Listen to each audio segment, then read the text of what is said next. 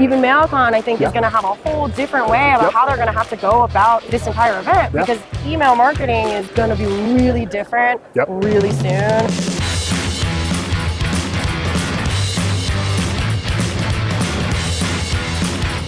Been in the industry for about 10 years and it's changed so quickly over the past 2 years, more so than I feel like it has in the whole 10 years before that. Some of the trends that I saw 10 years ago are really catching up. We were talking to some other consumers earlier. I was talking to some new generation. They're new to the industry. They're perfect to talk to. I was like, so what do you think about the 20 and 30-year-olds relationship with email? Like, we know seniors are dealing with emails. My mom still's got a AOL account. My dad's always forwarding me random stuff online. I don't know what he's buying from his email, but he's definitely buying stuff from his email. He's on some lists. He's on some lists and he's clicking them. There's stuff in the house. Like, I know. Like, where'd you get that Snuggie thing? Like, probably from an email offer somewhere.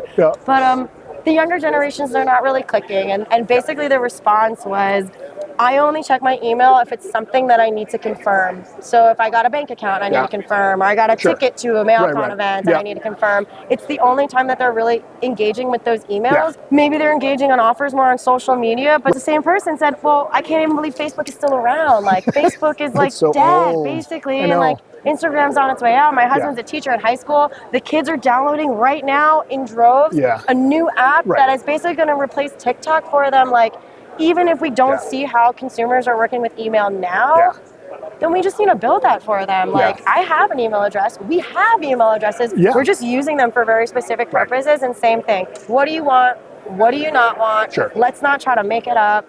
Let's try to be compliant and communicate with them in a way that they understand in a place that we're comfortable with.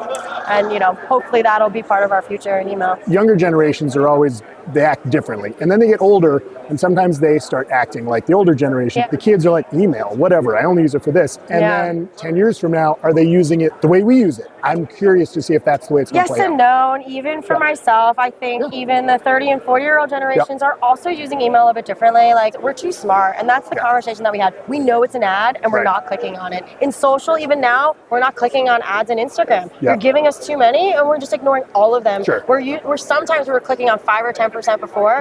Now we're clicking on none. We're just ignoring all of them. And I think some of these new apps are trying to say, hey, do you want this or not? If you want it, I'll give you more of it. You can buy it through us because we know you want to buy something. But let's change that. And I think if we do change what we're serving consumers and how we're serving it, then the 20, the 30, like you said, the younger generations are always going to be sort of different. But if we can understand that they're still not going to click on offers on the email, they're still going to only go there for a need to use basis, and then apply that to, well, now what do you need? Are you buying a home? Do you have a car? Do you have debt? Like what? So it's focusing on a need. And that's the kind of email we need to get them. And that's the kind of email we need. And it also comes really hand in hand with data and first-party data. Like this whole third-party data compliance game. I bet there's so many emails that you guys have on lists that are just like not real humans. Like there's not anything behind so them. Emails, or there is a real human, but that's the address. That would actually be the nice thing for us because it's unsubscribed data. Typically, there's probably a human there because it's somebody who's curating their inbox going, I don't want this anymore. So I am a real person. I use this inbox to get rid of the stuff I don't want. And that's our favorite type of data, like you said, because you know it's a real user. Exactly. And then it's about saying, okay, I'm never going to send you that ever again. I respect your unsubscribe. Exactly. But now let's create a conversation. Like if this isn't what you wanted, you signed up for something somewhere. Is there something else that you want? And whether that's an email or an app or, I have a few other ideas on how we can start engaging those newer generations. Like maybe your Outlook inbox isn't the place that's serving the appropriate task for anything other than, oh, I got my MailCon ticket, like let me show it at the gate. Maybe it's the application used, not that email itself isn't viable. Just, maybe the way we're using email and the way we're engaging with email is just too legacy. We haven't changed what the inbox looks like ever. It still looks like my AOL inbox. Yeah, it's still pretty much the same. The 90s. Like, you guys know how much I like you guys because anybody that I talk to that doesn't have opt-outs, you guys have gotten a lot of referrals from me. And also, I want to work with a partner that I know is going to be able to handle some of these crazy things that we're coming through in the future, can add in and adapt with some of these AI things that are doing other things with the information that you have. You're not just like, this is what we do only. You're not trying to step outside of what you do. We're trying to say, hey, not only do we have this software in this system, but we also have data and analytics. We've been studying these behaviors for a long time. And that sort of information and knowledge, especially when you're able to work with so many other brands and disseminate that information. I think most of the people in this space look to you guys as a resource for knowing that, for being consistent, for being compliant. And honestly, I use you guys as a resource. It's like, help me. I don't really know.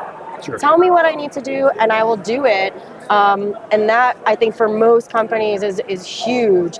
Email is also, I think it kind of goes hand in hand on why I'm so confident and comfortable in email. I feel really comfortable that like the changes that they're going to make in terms of like what's allowed and what's not is going to be pretty consistent, especially when we have tools like yours to be as compliant as possible. It really gives hope for that channel, where there are some other channels that I think the management of that compliance may never be able to have the same consistency or control. And for me, those are not channels that I feel comfortable like sticking with, because compliance is key. If you don't have it, you're spitting out risk all over the place.